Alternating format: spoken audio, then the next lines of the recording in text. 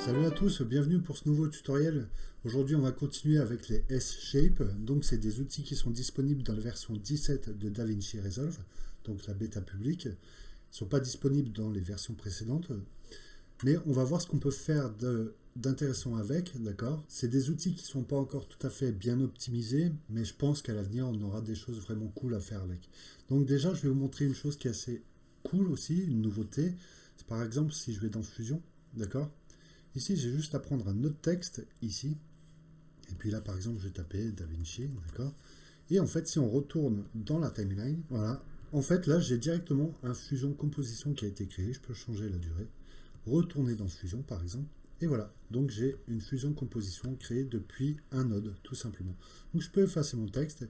Et puis, on va commencer à travailler avec nos S-Shape. C'est des outils qu'on peut trouver ici dans la boîte à outils. On descend, on trouve Shape. Et ils sont tous disponibles ici. Moi, je préfère aller les chercher dans le Select Tool. Ok. Donc là, je vais prendre un S Ngon.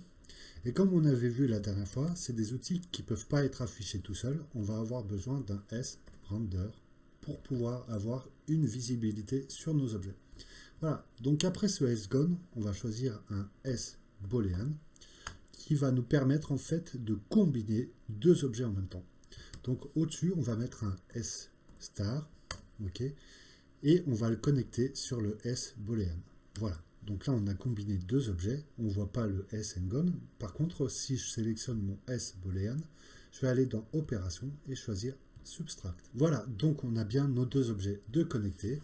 Maintenant, ce que je vais faire, c'est que je vais aller dans le S star.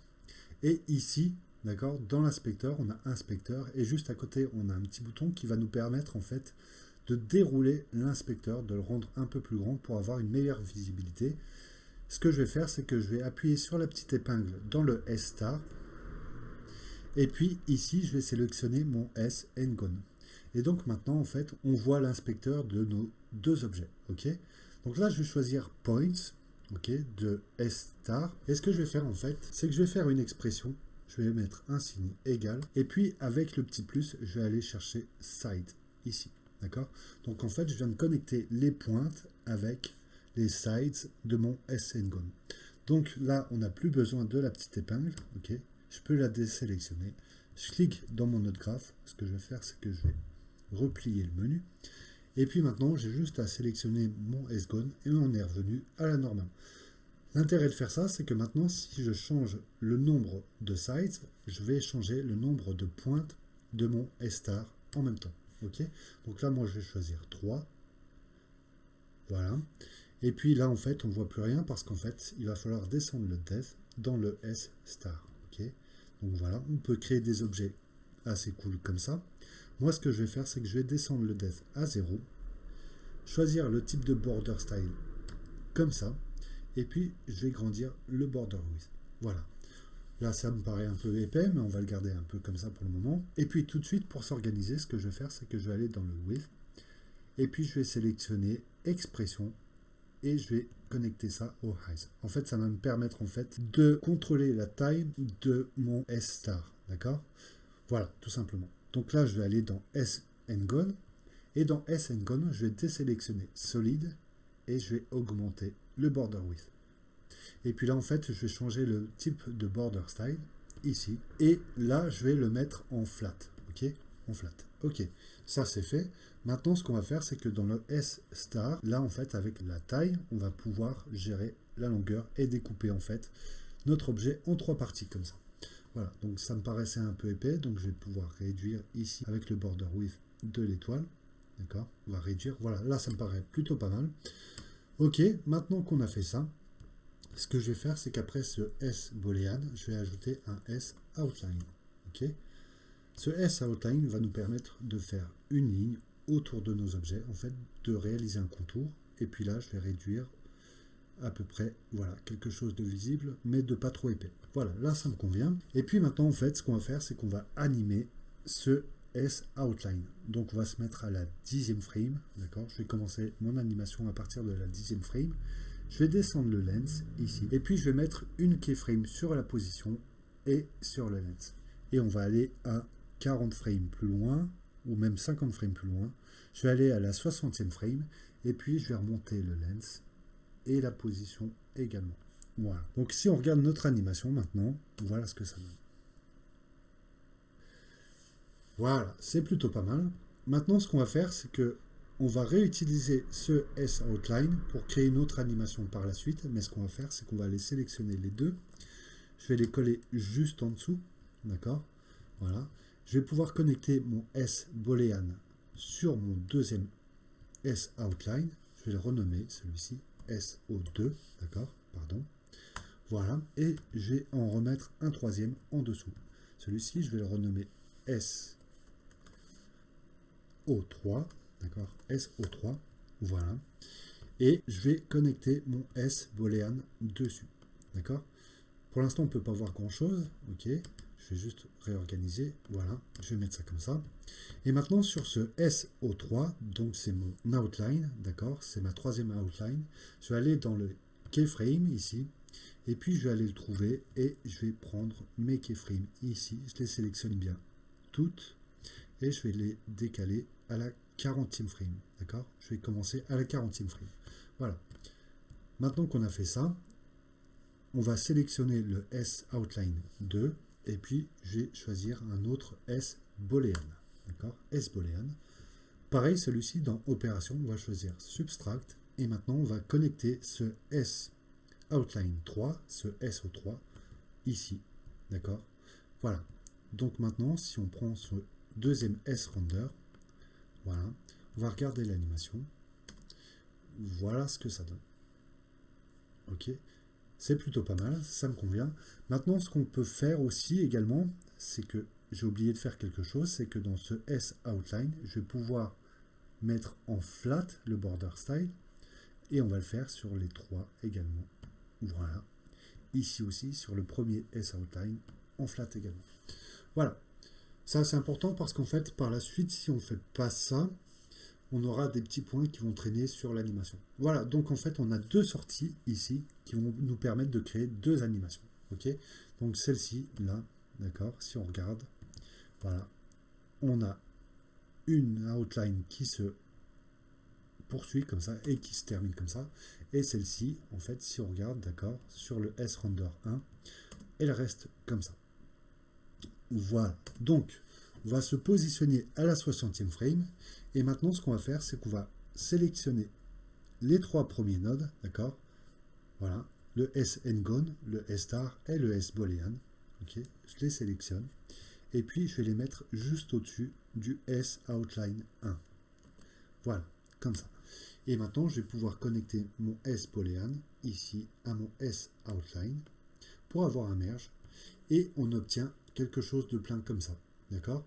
C'est pas ce que je veux. Donc, après ce S-Boolean, d'accord, je vais rajouter un S-Expand. S-Expand. Et sur ce S-Expand, ça va nous permettre, en fait, tout simplement, voilà, de réduire l'intérieur de notre triangle. Voilà. Donc maintenant, ce qu'on peut faire également avec ce S-Boolean, d'accord, donc c'est celui-ci, le 1-1. Celui-ci, on va pouvoir aller dans Style, et puis, par exemple, descendre le rouge pour changer la couleur et le mettre un peu en bleu comme ça. Voilà. Peut-être la redescendre un peu. Voilà, là, ça me semble plutôt pas mal. Maintenant qu'on a fait ça, on va pouvoir animer cette ligne également avec le S-Ngon. Okay. Je vais descendre le lens ici. Je vais mettre une keyframe et puis je vais aller à 40 frames plus loin, donc à la 100e frame. D'accord? Et puis là, je vais remonter le lens. Donc maintenant, si on regarde notre animation, voilà ce que ça donne. Voilà, c'est pas mal, ça me convient. Donc maintenant qu'on a fait ça, on va reprendre le deuxième S-Render qui est juste en dessous. D'accord? On va retourner à un endroit où on peut voir notre composition. Ok, et puis ici, je vais prendre un Fast Noise que je vais connecter en masque sur mon S-Render. D'accord? Voilà. Donc ici, dans le S-Render, on a bien connecté notre Fast Noise. On va augmenter le détail, le contraste également, et puis le scale également. Voilà. Ok. Maintenant, dans ce Fast Noise, je vais le monter même au maximum, et dans l'angle, ici, on va remettre une expression. On va mettre un signe égal, et dans la nouvelle boîte de dialogue, on va taper time, étoile, et puis je vais mettre 2. Voilà, 2, ça me semble plutôt pas mal. Donc maintenant, si on regarde l'animation, voilà à quoi elle ressemble. D'accord? Donc on a un petit déplacement à l'intérieur de notre outline. Voilà. Après ça, ce qu'on va faire, c'est qu'après ce sRender, on va ajouter un displace node. Ok, displace node. Et puis je vais rajouter un autre fast noise sur ce displace node. Voilà.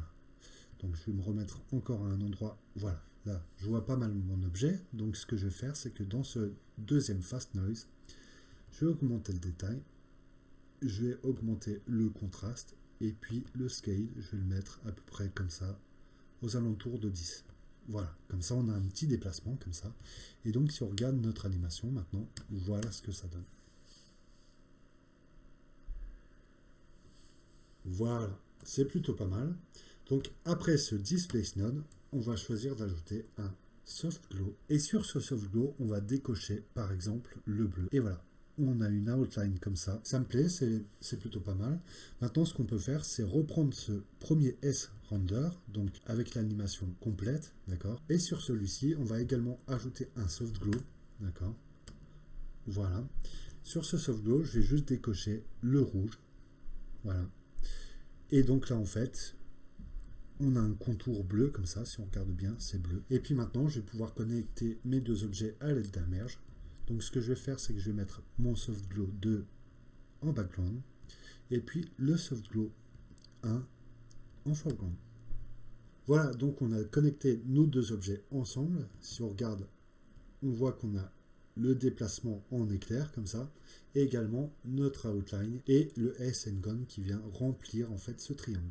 Ok, maintenant qu'on a fait ça, ce qu'on peut faire également, c'est par la suite aller dans les sRender et dans les settings, et on va descendre pour trouver motion blur, et on va augmenter la qualité jusqu'à 10, d'accord. Pareil, dans le sRender 1, on va aller dans les settings, descendre, trouver motion blur et augmenter comme ça. Et maintenant qu'on a ajouté du motion blur, on pourrait ajouter du texte, ou tout simplement on va connecter notre composition à un média autre. Et maintenant je vais vous montrer un truc assez cool, d'accord. Donc si je me souviens bien, ma dernière animation c'est sur le sNGON, d'accord, qui arrive à la 100e frame. Donc on va se mettre à la 90e frame, et maintenant on va ouvrir le panel des keyframes, et je vais vous montrer une nouvelle fonctionnalité qui est assez cool, d'accord. Si on regarde donc le sNGON 1.1, qui est notre animation, ok, on voit qu'il se termine en fait à la 100e frame, donc on va se mettre à la 90e frame, et sur la tête de lecture, juste là, on va pouvoir faire un clic droit et Add Marker. Ok, donc maintenant ce que je peux faire, c'est aller dans la page Edit, et là en fait on voit qu'on a bien un marqueur là où on l'a positionné dans le panel des keyframes. Donc ça veut dire que maintenant je peux me mettre là, d'accord, je vais remonter mon clip, et puis ici je vais rajouter par exemple une vidéo, et puis là en fait à partir de ce marqueur je vais aller dans l'effect librairie, et puis je vais prendre une template que je vais mettre juste là. Voilà, j'espère que ça vous a plu. N'hésitez pas à vous abonner, à laisser un pouce bleu et à activer la petite cloche. Salut à vous!